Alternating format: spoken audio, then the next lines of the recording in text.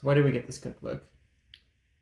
So I think we got this cookbook because we have followed Priya Krishna on some of it. She's a food reporter and she does work with Bon Appetit and New York Times, both of which we've kind of watched some of their YouTube videos and things. So I was familiar with Priya. So when she came out with the cookbook, I was excited and interested to see it. We also love Indian food and Indian cooking, and we're looking to kind of learn some more and try doing more of that kind of cooking at home instead of always just ordering it takeout or begging our Indian friends to cook for us.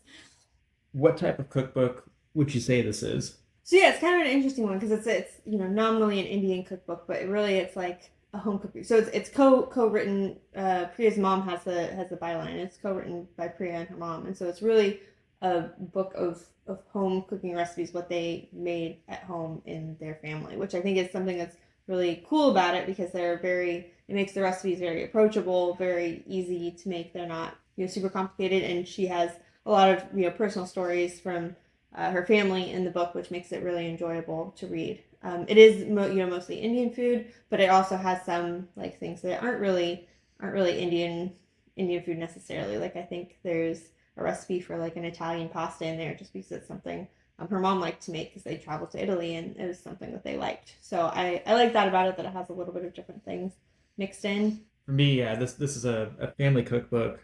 More so, what do they cook at home? It's quick weekday meals, and so you're not going to find a lot of stuff in here to where it's stewing and cooking for a lot of hours Or and really very elaborate tons really of elaborate ingredients. stuff. And that we said, it's not recipes that are bad by any means. A lot of these are very tasty, but they're simple and they're very approachable. I think the introduction, which is written by Padma Lakshmi, the first line is I have to warn you, this is not a cookbook of traditional Indian food, which I think is true. It's not.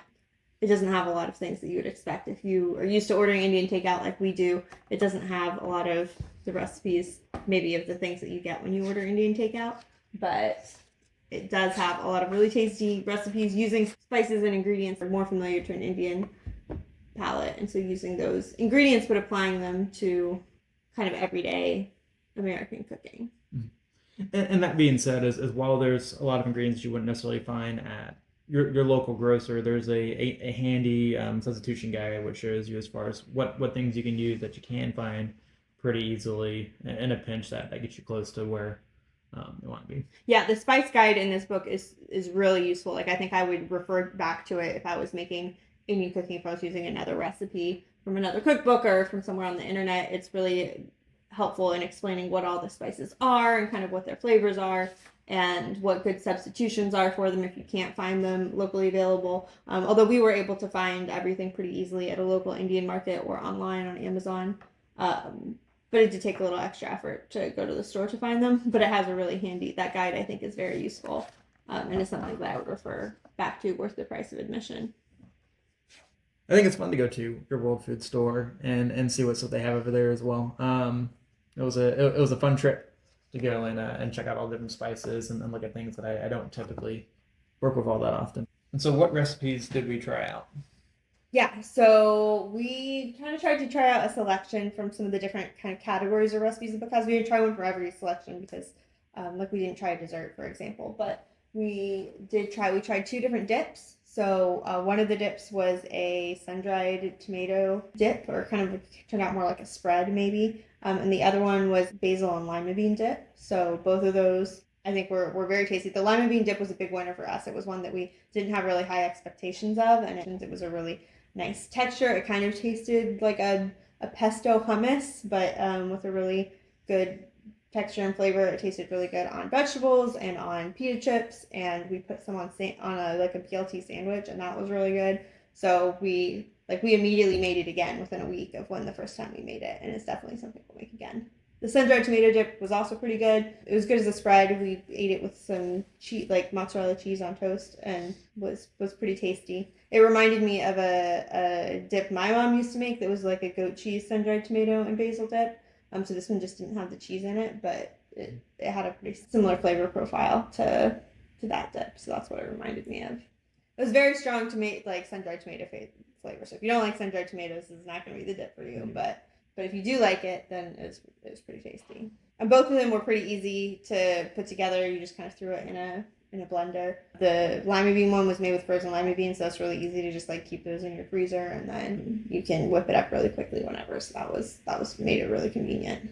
Like we also made Bhindi from the cookbook, which is the stir-fried okra recipe. Which living in Texas, we also garden during the summers. Hardly anything grows except for okra and peppers at this time, and so we have an abundance during the summers. And so we Bhindi was one of the first things we made. We got tired of doing jambalayas and gumbos and things like that. I wanted to try something different with it, and so that this recipe was another winner as well. We've made it several times because it's quick, easy. We can do it typically as a side. And once you bought the spices, it's really simple. The okra has to be chopped up, and then you mix it together with the spices and oil at different times. Stir fry it for about 15 minutes, and that's essentially it. Something I like about this cookbook as well is it does a good job going over basic techniques for Indian cooking. So one of the ones she talks about is chonk, which is like the way you fry the spices in the oil in order to bring out their flavors. And so the bhindi is a really good example. It uses that technique to have a really good effect and pull out all the flavor and make a really flavorful, crispy and not gummy okra dish. And that technique is used in a lot of the recipes throughout the book, and it's something that, having made several recipes, we've gotten more comfortable with it, that now I would apply it probably in other cooking that I do, or I could recognize it if I saw it in a recipe, like, oh yeah, this is that technique. So yeah, in the vegetable category, we made the bhindi, which is the stir-fried okra. We also made the aloo gobi. That was one of the more recognizable like recipes. And we also made the mushroom stuffed mushrooms, which were also very tasty. Not necessarily an Indian recipe, but it was very tasty. So it comes across like as a very like finger food appetizer type thing. But it's mushrooms and quinoa. It's really delicious. It's pretty easy to make. It definitely seems like, looks like really impressive, like if you'd wanted to make it for like a party, but it comes together pretty easily as well. Something that we would make as a side dish. So, and we made it several times before. Yeah.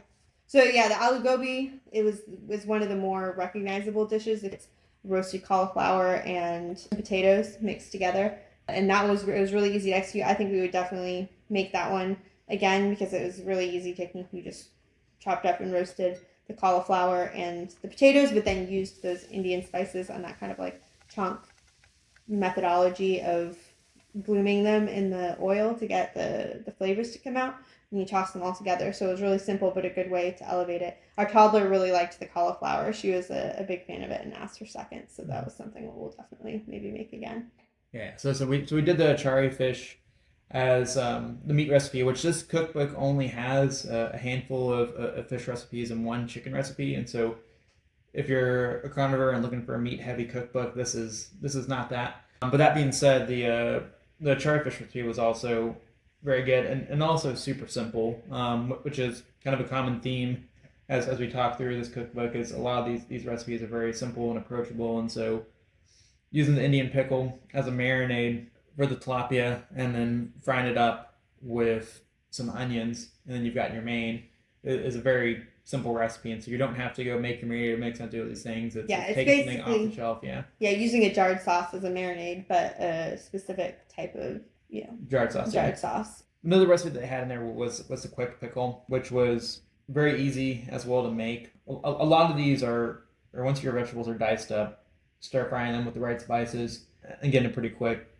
flavorful end product out of it. And so for the quick pickle itself, what I liked about it is it didn't take a whole lot of time to do. One note for that is even though it wasn't particularly spicy, it still had spice because there was peppers in it. When cooking it, it did gas out our house a little bit. Yeah, putting hot peppers into oil. Oil was something that we didn't anticipate. How pungent that was those gonna be. Those fumes. So definitely maybe do it outside, or if you can do it with your fan blowing. So another one of the recipes we made that we've made multiple times is the kari, which is a turmeric yogurt soup. It's just got a yogurt base with some chickpea flour that's then thickened, and you add turmeric and some other spices to it. And again, it's pretty simple, ingredients, but just really powerful, flavorful spices, and you then serve it over rice. It's really satisfying and comforting to eat. So it's something that we've liked making before, and we'll probably make again. We've also made the sag feta before. Yeah, sag feta. So sag paneer is something that you order Indian takeout, you're probably familiar with. The sag feta is a good example of the kind of philosophy of the book, which is that when Priya's mom first moved to the United States and was trying to cook in Dallas, Texas, she couldn't find paneer, which is a proper Indian cheese, anywhere. And so she made adjustments and made it with feta because that was the closest thing she could find that was regularly available. They make a sag paneer, but with feta instead, and it's delicious. I think you sense a theme with all of what we're saying is that all of these recipes come together pretty easily, have really nice, strong flavors from the spices and the techniques. So something I like a lot about this book is it teaches you how to use some of those spices if you're not used to cooking Indian food, you get a lot of familiarity with those spices and how to use them in different dishes, but without the dishes themselves being really long or complicated. And so who would you say this cookbook's for? I think this cookbook is for someone who is interested in learning some basic Indian cooking techniques and recipes, and who is maybe interested in incorporating some of that into their own cooking, or seeing how you can incorporate those types of ingredients or cooking styles into an American kitchen. This cookbook is not for somebody who's looking primarily for meat-based dishes, or for somebody who's looking for a really traditional or comprehensive cookbook on Indian food or regional Indian cooking. As we said throughout the review, that this cookbook is a lot of recipes that are quick to throw together. What was a little bit surprising in this cookbook is how often there's ingredients that are just frozen that you throw in there. The sag feta has frozen spinach. The lima bean dip is frozen lima beans. The okra is frozen as well. My take from looking at this cookbook is we got things stocked in our fridge. We have all these ingredients in here, and then when we need to go cook them, we pull some together. It's even got things within the cookbook as far as how to microwave rice and quinoa. This is not a cookbook if you want to make Indian takeout food at home. There's no chicken tikka masala. There's no biryani. There's no vindaloo. But with that, it's also not a cookbook that's short on taste. No, I think everything we made out of this book was delicious. I don't think there's a single recipe we've made that we're like, oh no, I definitely wouldn't make that again. Most of it we were like, oh no, this is good. I want to make this again. I want to make this for other people. I want other people to taste this. Was the overall takeaway for almost everything that we made. Even ones that we didn't think necessarily would, that they seemed like they were really simple, or we didn't think were going to be big winners. We've been surprised by, this is really tasty. We want to make this again. Mm-hmm. So it's definitely a cookbook that we've come back to or return to. And what were your favorite recipes? I think the lima bean dip was one that was the most surprising one. I know that kauri yogurt soup we've made a couple times, and it's really good when you're looking for just something that's warm and creamy and kind of sticks to your stomach type of thing. The aloo gobi was one that I was surprised by because it's actually not something that I typically order when I order Indian food takeout, and we do a lot of roasted vegetables at home, so I was surprised we made it. I was like, oh, this is really tasty for being just that little extra step compared to what we normally do when we roast veggies. Anything that you were underwhelmed by? I think the sun-dried tomato dip, mostly maybe because I was comparing it to my mom's sun-dried tomato basil dip, which I like better. So I think that was maybe one that was probably my least favorite of the ones that we made. Any closing thoughts? Cons of the book are that you do maybe have to take a special trip to the store to stock up on spices if you don't have them already. And they are sometimes maybe too simple of dishes, or they're overly simple. But I think that's both a pro and a con, the simplicity of the dishes, because I think it makes them really easy to make. They have a lot of bang for their buck in terms of effort to flavor that you get out of cooking them. So that's something that I both like, but might be a downside for somebody else if you're looking for something a little bit more, nuanced or in depth. Another con for this cookbook is I wish they had spots that listed how long it would take some of these recipes. It's got good information as far as the time for each of the steps and all that, but it doesn't necessarily list out how long it takes to make each individual dishes, which I think would have been a little bit helpful. Another con is it doesn't necessarily have things put together. If you want to make a whole menu out of this book, you have to kind of cobble it together on your own from a couple of the different categories. So for example, we made the fish with the aloo gobi and the okra on the side, but they don't have really suggested menus or any ways you're supposed to put together. It does have suggested wine pairings because Ritu Krishna is apparently a very big wine fan, and so she had suggestions for what wines go well with Indian food, which is also a nice and handy list. that I might refer back to in the future. I also really like the design and the pictures in the book. The illustrations are really fun. The pictures with her family are really nice, and they have some aside stories. Both her mom and her dad have a whole little article that they write in there about their philosophy behind cooking, and so I think that those are really nice to make it really personal and feel like you're cooking with her family, or hanging out with her and her mom and learning how to cook from them.